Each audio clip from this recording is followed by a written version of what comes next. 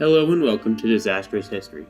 My name is Anthony, and I am the host of this wonderful mess of a show that will attempt to chronicle some of the biggest and most interesting disasters, messes, and all-around screw-ups that have happened throughout the centuries. Hello and welcome to another episode of Disastrous History. This week we're going to cover a similar disaster to one we've already covered, just a bit smaller. It's time to cover an explosion. Specifically, the West Texas fertilizer plant explosion. So let's start with the town this takes place in, West Texas.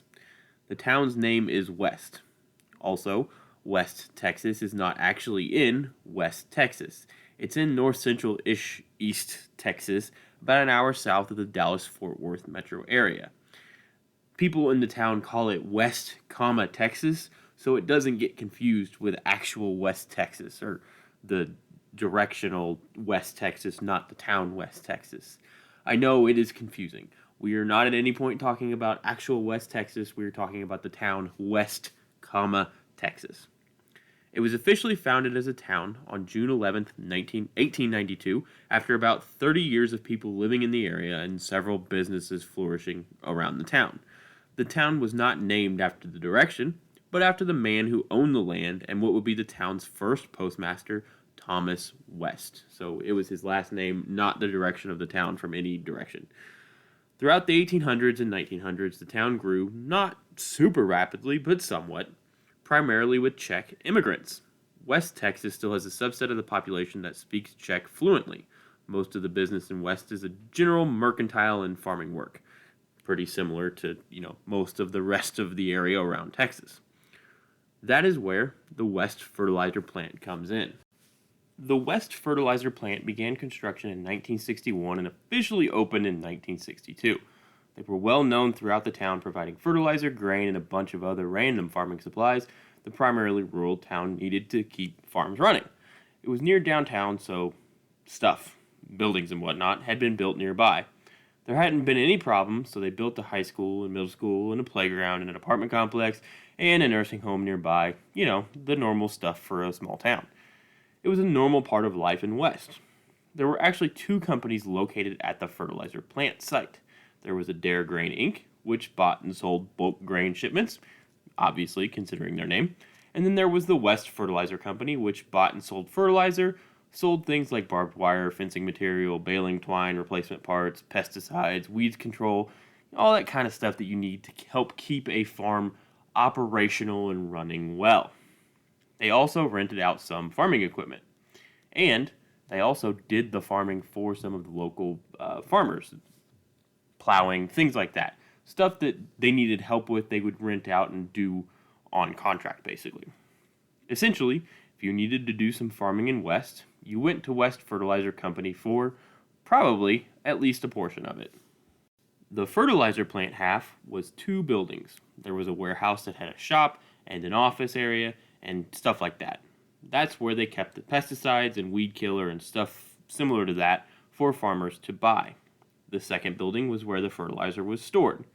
This is the building we're going to focus on for, obvious reasons. Inside the fertilizer building was ammonium nitrate and several other various types of fertilizers, as well as a seed room that stored seeds that were either in season that they'd hop out for sale, or seeds that were out of season that they would have on hand for the next time they were in season, and it also stored some other random assortment of stuff. So those of you who have been listening for a while will no doubt remember the Beirut explosion episode. That explosion and this explosion have the same primary explosive material, ammonium nitrate. Just because it's been a while since we talked about it, I'm going to redo the ammonium nitrate explanation again because it's very much going to be extremely important for this episode. So what exactly is ammonium nitrate? Ammonium nitrate is the result of ammonia and nitric acid with the ammonia as a gas and nitric acid in a concentrated liquid form. It's used in several things, but primarily it is fertilizer and high explosives. It is a white crystal solid in a pearl shape. It often comes in bags, occasionally will come in giant bulk, but not usually unless it's being used for fertilizer.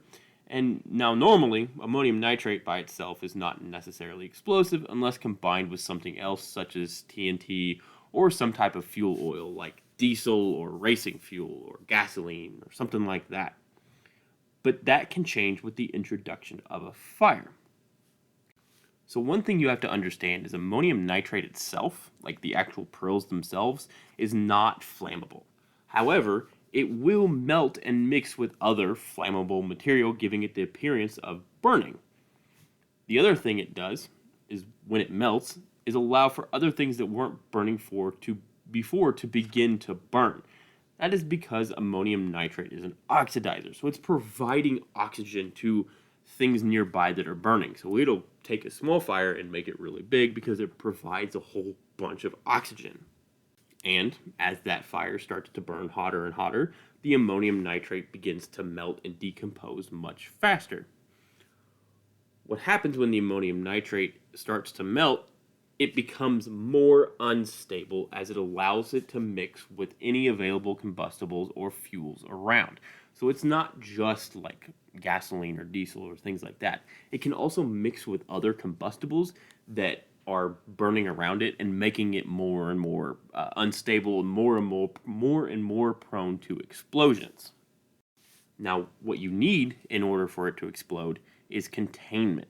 You need to have the ammonium nitrate contained within something that will allow that pressure to build before it detonates. Because without the containment, there's not enough pressure there. It will just continue to burn and it will burn off. Or it won't burn off, but it will continue to burn until there's no more fuel available left to burn or it gets extinguished. You have to have something that provides good containment, like a steel container or a rail car or a wooden box or things like that. Sometimes ammonium nitrate itself will have there's enough self-containment there for it to detonate, similar to most likely what happened in the Beirut explosion. Was there's so much ammonium nitrate there that it was able to be contained inside itself and was hit with a large enough shock from the fireworks or whatever going off that it allowed it to detonate. And we know this because there have been numerous detonations of ammonium nitrate throughout history that were caused by fires in a contained area. We also know this because there have been numerous fires that have occurred in the vicinity of ammonium nitrate that haven't detonated. One recently was a Weaver Fertilizer plant in Charlotte, North Carolina, where Wake Forest is. It burned for a good portion of a day. The ammonium nitrate never detonated. That's because the ammonium nitrate was not sufficiently contained, therefore it did not detonate. So the process for that detonation is the ammonium nitrate begins to deflagrate through the decomposed substance, and the containment of the propagating pressure wave leads to a detonation transition. So it's basically, it starts at a deflagration, which is slower than the speed of sound. It's subsonic, and because of the containment, it builds up the pressure and builds up the pressure until it starts to go supersonic, which becomes a detonation. And one of the issues here is if the ammonium nitrate is by itself in like a steel container, like a rail car, and it doesn't have anything around it that can burn, and it has no process of becoming contaminated, it will not detonate. If it is by itself in like a steel container, there's nothing to contaminate it, it will not detonate. There will be no explosion. It will just sit there and melt. And if it becomes compromised, it might be contaminated with something else, but it's unlikely.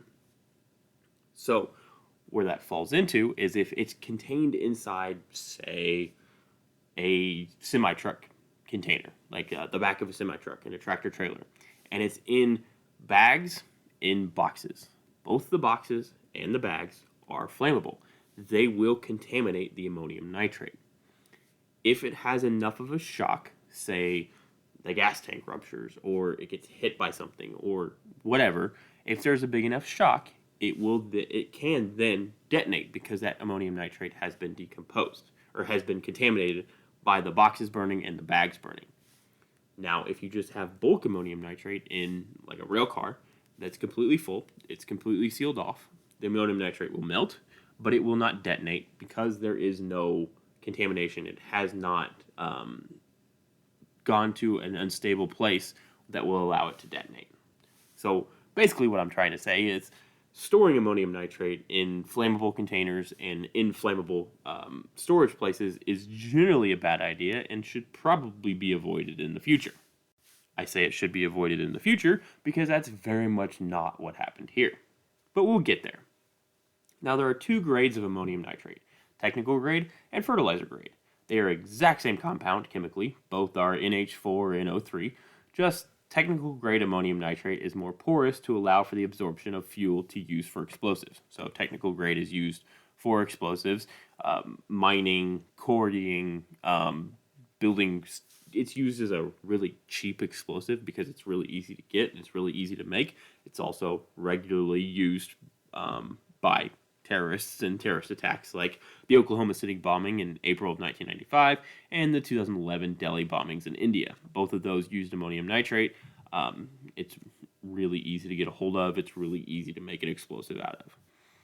The ammonium nitrate in West Texas was fertilizer grade because it was not being used as an explosive and it was going to be used as fertilizer. So it's less porous. It doesn't need to take in that fuel oil to make it an effective explosive. Not that it made it any sort of difference here, but that's the differences between the two types of ammonium nitrate, the two grades of ammonium nitrate. So let's go back to the fertilizer building. The fertilizer building was a wood structure with a wood roof covered with asphalt shingles. On the north end of the building was a seed room, which we talked about earlier, has all the different kinds of seeds in it, and also some baling twine and fencing stuff and stuff like that farmers could come to buy if they were working on stuff around their farm. This is also where they had some golf carts and some other kind of electrical related stuff. On the other end of the fertilizer building was the fertilizer bulk storage area. This is where the ammonium nitrate was stored. It was actually stored in two different places within that half of the building. It was in two plywood bins along the west wall of the building. Those were two smaller bins, or the main bin on the north side of the building just behind the seed room. So it's on the north-ish end, but it's not quite in the seed room. That'll be important later. The key thing is that both areas of storage, so the two smaller bins and then the main bin, were all made of plywood. The main ammonium nitrate bin was about 8 feet wide, about 20 feet long, and about 30 feet high, and was not completely full of ammonium nitrate because they had had a collapse of one of the walls because they'd had so much ammonium nitrate in there that they had to reinforce it, and then they never really filled it all the way up because they were afraid that it was going to collapse again. So it was never completely full of ammonium nitrate and wasn't quite full this time. At the time of the fire and subsequent explosion, there was about 40 to 60 tons of ammonium nitrate in the building in total. So that's between all three bins. So that brings us to April 17th, 2013, which was a Wednesday. It had been a fairly normal Wednesday, normal business day, whole 9 yards. That evening at around 7:30 p.m., the first reports of smoke started to come in from civilians in the area of the fertilizer plant, and the first 911 call was made about a fire. Now, the first reports were just of a smell of smoke in the area and possibly some haze coming out of the top of the elevator in the actual fertilizer plant. Nobody saw any flames or anything, and there was actually a police officer in the area who smelled smoke at a park across the street from the plant. And he was driving around trying to find where the smoke was coming from because he didn't think there should be any smoke in the area. And he came across a civilian who came up to him and said, "Hey, the fertilizer plant is on fire." When he drove over there, he could see smoke coming out of the cupola on top of the fertilizer plant, which is the elevator. So inside the cupola is a conveyor belt with some buckets on it. They scoop the ammonium nitrate out of the bulk arrival. It comes in either train or truck, takes it up to the top of the elevator, and then deposits it in various different PVC pipes, which then feed to the three different locations that the ammonium nitrate could be stored, or if it's another bulk fertilizer, it'll deposit to those areas where those are stored. It's basically a gravity-fed storage system. When he got there, he could see smoke coming from out of the top of the cupola, which makes sense because it's the highest point in the building. It's also some of the only ventilation in the building. The first smoke that he sees when he arrives on the scene is a very thin, gray, almost white-colored smoke, which indicates a well-ventilated fire, meaning that the fire was still small and had a significant amount of oxygen available to support burning. So, in this normal cases, when you get a really big fire, if it's well ventilated, the smoke will be more of a light in color. If it gets to be bigger in the house, it will be limited via oxygen until the roof collapses or whatever and provides a lot of oxygen. When the fire is in its early stages, then it's going to have a lot of oxygen available because it hasn't consumed the oxygen in the room. So because he's seeing this light gray, whitish smoke coming out, it indicates that the fire was in its early stages at that point, and it still had a lot of oxygen available. Not long after he got there, so he arrived on one side and drove around to the other side of the building, he began to see flames through the wall going from the first floor up to the second floor in the northeast corner of the building. This puts the fire originating somewhere in the seed room. Now, we don't know exactly where because it's possible that the fire could have been burning for a significant amount of time in the seed room and had ventilated on its side, and that's why there was the hazy smoke because it still had a lot of oxygen available. It's possible that it could have originated on that northeast side. We just don't know, and, well, the building's blown up, so we'll never know. After seeing the fire, he notified dispatch that they had a working fire and went off to do crowd control after notifying the West Volunteer Fire Department. The fire department in West was entirely volunteer and was relatively small. They only had about 20 members or so, give or take. Maybe a little bit more, maybe a little bit less. The first due engine was headed in the direction of the fertilizer plant at 7:37 p.m. The first two engines on scene had only 5 firefighters between the two of them. 5 firefighters is what is generally recommended to man one engine, let alone 2 engines. It was going to be difficult to manage this fire, especially one that's already sowing in a building that has a known explosion risk. Well, it has a known explosion risk to us. This entire time, the West Volunteer Fire Department did not know that the ammonium nitrate was in there. They were not aware that the ammonium nitrate could explode. They did not have any operating procedures in place for responding to a fire at this plant. Their plan, as was the plan for all fires, and generally is the plan for all fires for small volunteer fire departments, was to show up and put the fire out. And that is what they attempted to do. So immediately upon their arrival, the first due engine pulled up on the east side of the structure and pulled 2 attack lines off the engine and started to spray water on the fire based on what they had available in their tank in that engine at the time. The problem with that is there's only a certain amount of water available in the engine, and they need to hook up to a hydrant in order to continuously supply water to put onto the fire. So the second due engine went to go find the nearest fire hydrant, hook up to it, and begin to pump water to the first engine, who could then spray water onto the fire. The second due engine found the nearest fire hydrant. The problem was that fire hydrant was about 1,600 or so feet from the actual fire where they were pumping from. The second due engine only had about 1,000 feet of supply line available, which means they were going to be about 600 feet short, which is obviously a problem because now they can't supply water to the engine that's actually putting water on the fire. So they had a choice to make. Stop fighting the fire with the first engine and bring the extra hose over and continue laying the hose to an effective range, or stop trying to fight the fire and focus on evacuating those nearby. They chose the first option.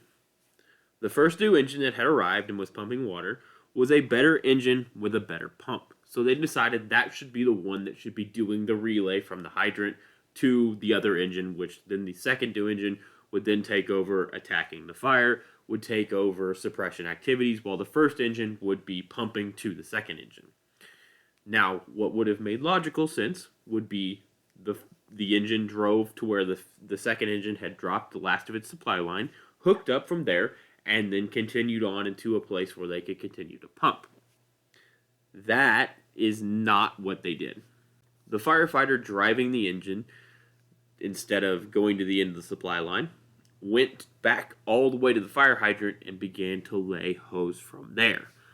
We don't know why he decided to do that. I'm guessing it was because he became flustered by the sight of this now rapidly growing fire and forgot what he was supposed to be doing, or had a misunderstanding that maybe he thought that the second engine hadn't actually laid their hose line out and they had just realized that they were going to be short, so they drove back. So he drove all the way there. It's confusing. What we do know is that they didn't get any more water on the fire after that. So by this point, the fire had begun to spread well beyond just the northeast corner of the structure. It had spread all along the north wall and pushed well south further into the structure. Just a few minutes after their arrival, the smoke had gone from an opaque light gray and rapidly transitioned into a very black, very dark smoke. This indicates two possible things. One is a fire that is burning a lot of hydrocarbons, things like plastic or asphalt, which is possible considering the roof was covered with asphalt shingles, and also there's a lot of random plastic in basically every building. But the other option is that it's not a well-ventilated fire. So likely at this point, it's a bit of both. It's probably at least somewhat hydrocarbons because the asphalt shingles are going to burn extremely dark. That's just the color smoke is when it burns things like gasoline and oil and asphalt, things like that. But it's also extremely ventilation limited because this building didn't have a lot of windows, it didn't have a lot of doors, so the fire is going to burn extremely inefficiently because it doesn't have the oxygen it needs to burn efficiently. So you need a certain amount of oxygen, a certain amount of heat, and a certain amount of fuel to keep a fire burning and to keep it burning efficiently. The more efficiently it burns, the clearer the smoke, because smoke is left over incomplete combustion. It's basically things that have burned but haven't burned completely because one of the things was out of balance in the chemical reaction of the fire. So we're looking at an extremely dark smoke that has a lot of unburned fuel in it, because when that smoke is very dark and very sooty, it can also burn.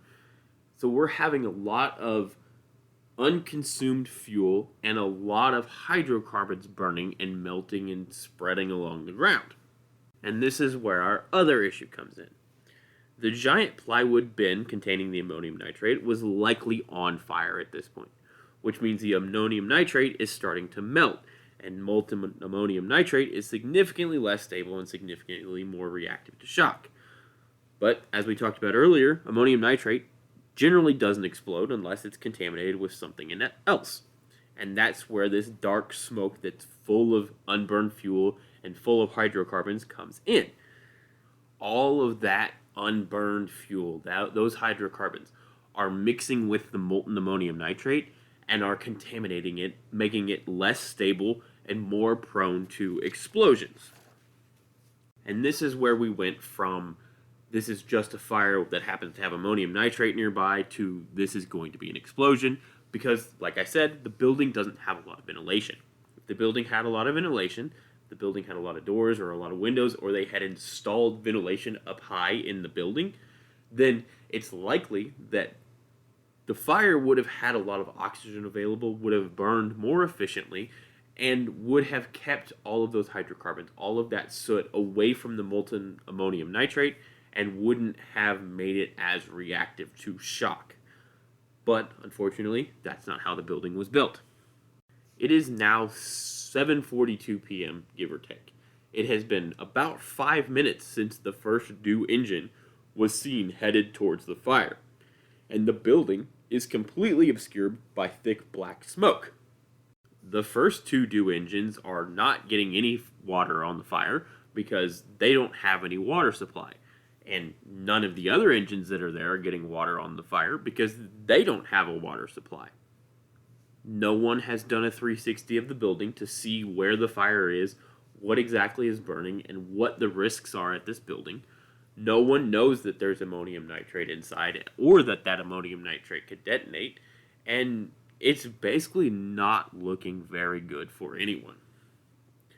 Then, at some point during this sequence, between 7:42 p.m. and 7:51 p.m., the smoke, all of that thick, black, sooty smoke, turned over to full flames.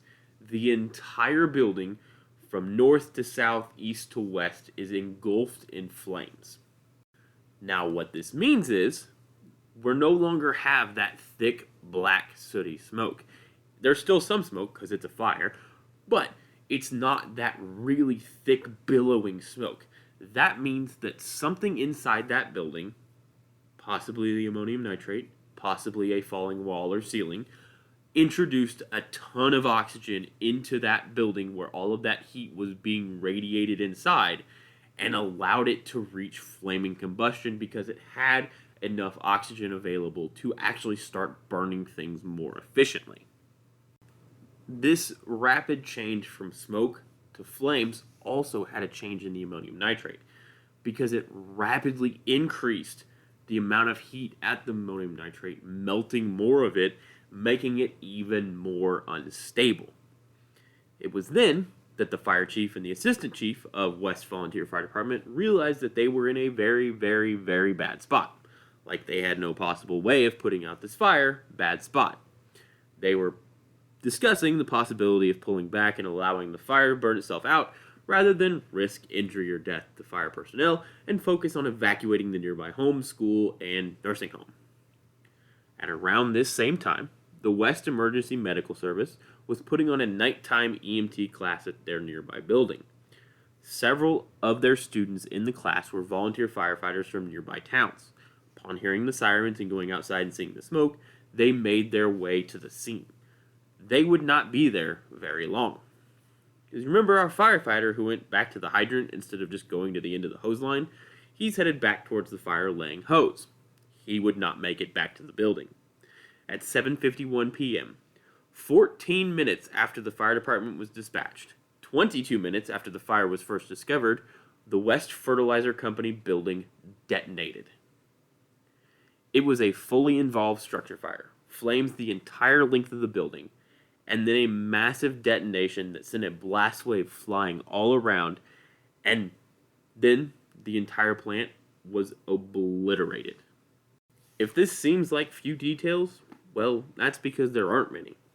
The subsequent detonation killed 12 first responders at the scene and 3 more civilians nearby. Any first-hand accounts were lost the second the detonation occurred. This detonation also injured well over 250 people with injuries ranging from burns to abrasions to traumatic brain injuries. What we do know is the explosion created a crater 75 feet wide and 8 feet deep and caused a 2.1 magnitude earthquake locally. It is estimated that the force of the explosion was about 12.5 tons of TNT.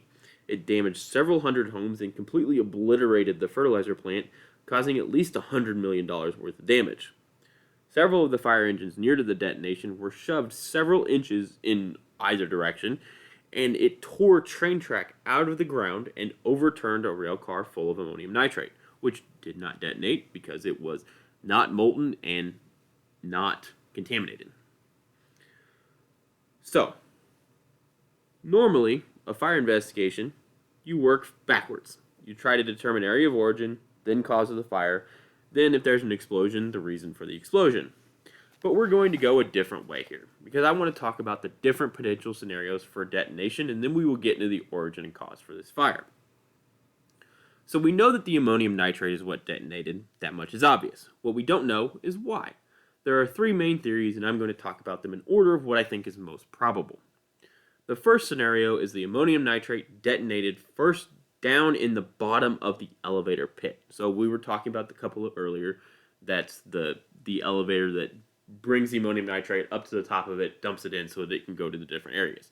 Well, when it goes down into a pit so that it can curve back up and it's not scraping the bottom and accidentally dumping it in the actual building itself. It is theorized that some of the molten ammonium nitrate could run down into the bottom of the pit. Then, a collapsible wall inside the structure would funnel significant amounts of ammonium nitrate down into the molten ammonium nitrate in the bottom of the pit, which started a deflagration to detonation transition exacerbated by the confinement of the concrete walls of the pit. So, basically, you have ammonium nitrate in the bottom of the pit. A wall falls inside, which then leaks ammonium nitrate down, more ammonium nitrate down to the pit, which causes a deflagration somehow in the bottom of this pit that then is confined by the concrete walls in the bottom, and it turns into a detonation which travels upwards and then travels across and hits the main pile of ammonium nitrate. But this theory has multiple problems. Number one, the pit had a cover over it, which would require extreme radiant heat at floor level to burn away and open the pit. Now it's possible, because the whole building was on fire, because of the switch from the smoke to the fire, that would be enough radiant heat at floor level to melt away the cover. But that's when we run into our second problem. The slope of the floor was away from the pit, meaning the ammonium nitrate from the main pile that's supposed to fall down into the pit would have had to flow uphill to then fall in the pit. And then we run into the third problem. There's no real reason why the detonation confined to the pit would propagate to the main pile outside the pit. There have been numerous ammonium nitrate explosions in which there was more ammonium nitrate nearby that did not detonate after a pile detonated. Toulouse, France explosion is a great example. Some of it detonated, some of it did not. They were in the same area, but they were separate piles, and it didn't transfer between the two. So there's no reason why it would transfer from down inside this pit up, across, and into the main pile. It seems fairly unlikely that a small detonation in the elevator pit would cause the large explosion we see from the West Fertilizer plant. So, moving on to the second scenario. The second scenario is basically the failure of one of the walls causing the molten ammonium nitrate to fall into plastics and seed piles and then detonate somehow. I don't see how. There's not really, just falling is not enough of a shock to get the ammonium nitrate to detonate, even if it is contaminated. So I'm not certain how this would work. I think it's slightly more feasible than the elevator one because it at least involves the main pile being shocked in some way, but it doesn't super add up. And that brings us to our last scenario, and most likely in my opinion. During the time of incomplete combustion we talked about, when the entire building was surrounded by that heavy, thick smoke and the fire and ventilation was really, really low, the molten ammonium nitrate on top of the pile became extremely contaminated and highly susceptible to shock and subsequent detonation. Following that time period of incomplete combustion, a hole opened somewhere and allowed for enough oxygen to reach the fire that it switched to efficient combustion. This heated up the ammonium nitrate an extreme amount and allowed it to off-gas oxidizers. The oxidizers and the fuel-rich smoke above the pile then ignited in the confined area above the bin and started a deflagration to detonation transition. This transition from a subsonic flame front to a supersonic flame front gave the molten ammonium nitrate the energy it needed to begin to detonate, which then gave the still solid pearls in the middle of the pile the energy they needed to detonate. This appears to be the most likely scenario that makes any sense with what was observed with the explosion. It places the detonation at the pile, moving from most sensitive to least sensitive, and explains why the entire pile detonated. It explains how we got the shock. It explains how the pile detonated. It gives us an actual scenario that you can logically follow from beginning to end. The other scenarios do not explain why the entire pile detonated or give at least a somewhat plausible shock to the system that would cause the entire pile to detonate. But all of these still have their problems. Like that last one still has a problem because it hasn't been proven that an explosive gas mixture above an ammonium nitrate pile can cause a deflagration to detonation transition and then detonate ammonium nitrate. We haven't proven that with testing. So it's still an unknown. And unless somebody wants to dump a bunch of money into figuring out why this happened, then it's likely to always remain an unknown. So that's an attempt to explain why the explosion occurred. But what about the fire? The origin of the fire has been placed somewhere in the seed room. And I agree with that wholeheartedly. That is the first place they see visible flames on that side of the building in the northeast corner. As the explosion destroyed the building, the witness statement of the police officer is the only reliable data we have to place an area of origin, so we can comfortably say the area of origin is somewhere within the seed room. Where in the seed room, we don't know. We don't know. We don't have the evidence available because the detonation exploded the whole building and blew away all our fire patterns and all of that. So that's the origin, and we can be fairly comfortable with that origin. But we need to talk about the cause because, well, there isn't one currently. Okay, there technically is one. I just disagree with it entirely. There are numerous potential causes inside this building. The electrical wiring, golf cart, front end loader, many other electrical components, and without a doubt, many of these were heavily damaged during the fire and then really good and destroyed during the massive explosion. It's highly likely that all the pieces of this equipment could not reliably be evaluated purely due to the extreme amount of damage suffered by the detonation and the fire. All that being said, the ATF has released a cause. I'm not going to call it the cause, but a cause. The ATF has ruled this fire to be incendiary. Basically, someone intentionally set the fire. They have not released evidence as to how they came to this conclusion. They have refused to answer questions about it. And this is a problem. First of all, it appears they based this conclusion entirely on the fact they couldn't determine another cause, which seems like it would be fine if they had provided any reasoning as to how they could eliminate all the other causes in this building. But they haven't, and they absolutely refuse to. They keep citing that it's an open investigation. They also have to have some sort of evidence supporting an incendiary fire. So it's not just enough to rule out all of the accidental causes. That's fine. So if you have a fire in a house and you rule out, extension cords, and you rule out the power strips, and you rule out the refrigerator, and you rule out like spontaneous combustion, you rule out smoking.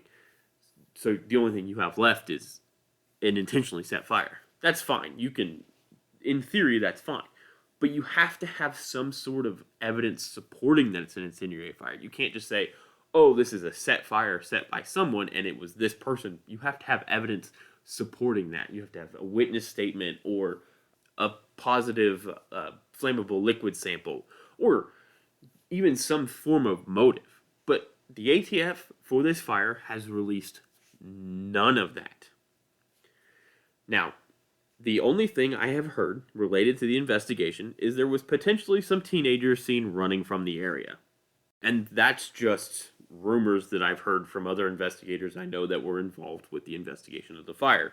And none of them seem to believe it.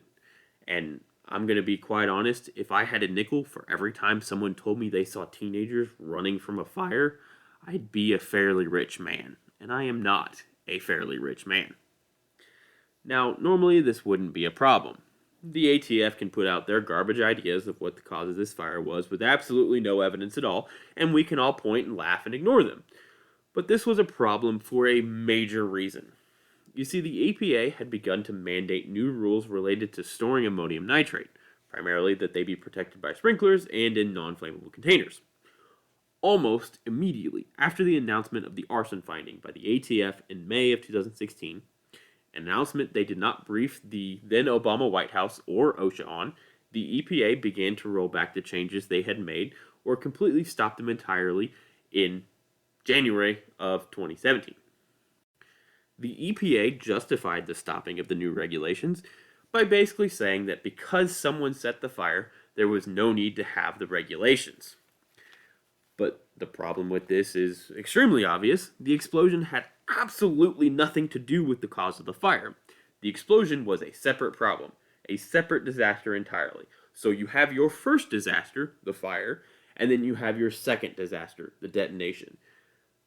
The fire caused the detonation.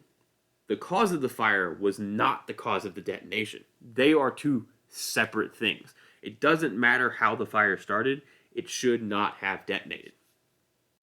Even if the ATF is right, and they can come up with some evidence saying that someone set this building on fire, the ammonium nitrate should not have detonated. The cause of the fire does not matter, at all, in any way. The ammonium nitrate should not have detonated. But no, we're going to use the excuse of, it was arson, so it happened because of arson, and that's crap. That's a terrible idea. Especially because it's based on a finding of arson that has literally, and I mean literally, zero evidence to back it up. The ATF, to this day, to March 27th, 2022, refuses to answer any questions about the cause of the fire, about how they came to the conclusion that it was an incendiary fire.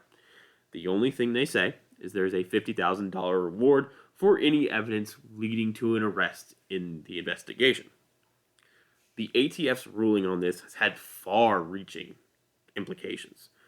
For instance, the Chemical Safety Board made a recommendation to add fertilizer-grade ammonium nitrate to the risk management program and the list of regulated substances through OSHA. They didn't do that. It's still not on there. Even after the Beirut explosion, still nothing. There's been some changes in how the state of Texas handles and stores ammonium nitrate, but that's basically it. The Chemical Safety Board also requested that they add FGAN, so fertilizer-grade ammonium nitrate, to the list of highly hazardous chemicals, toxics, and reactives. It's not there.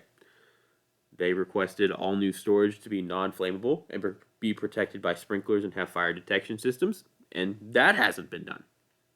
They wanted ammonium nitrate to be isolated from combustible materials. Also has not been done. Now, there are some of these requirements for ammonium nitrate. Some. But it's only if there's more than 2,500 tons of ammonium nitrate, which most fertilizer plants never, ever, ever come close to having on hand. The West fertilizer plant only had 40 to 60 tons of ammonium nitrate on hand. They had no legal requirement to report that they had the ammonium nitrate there. So these are basically useless for this kind of stuff. In the end, this explosion hasn't really changed much in the storage of ammonium nitrate. Even with the add-on of the devastation that was the Beirut explosion, there still has been very little done with the storage of ammonium nitrate. Even after the Winston-Salem fire just a few months ago, they still haven't changed anything. That one didn't explode, but it very well could have. And the ATF has really screwed the pooch on this one, on basically announcing a cause without providing any evidence for it. It's likely if they had provided some evidence for it, there wouldn't have been as much of a backlash. But it seems like most people have just kind of moved on from it. There was major backlash at the time when they announced that it was arson and wouldn't tell anyone why.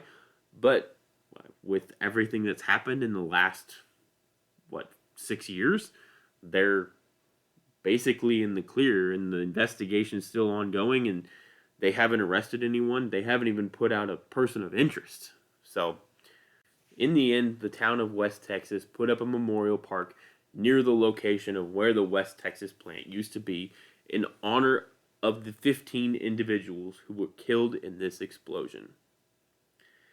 And, unfortunately, because we refuse to make any changes to how ammonium nitrate is stored, despite the many, many detonations and the many, many deaths that have occurred because of poor handling of ammonium nitrate, it's likely that something like this will happen again in the future.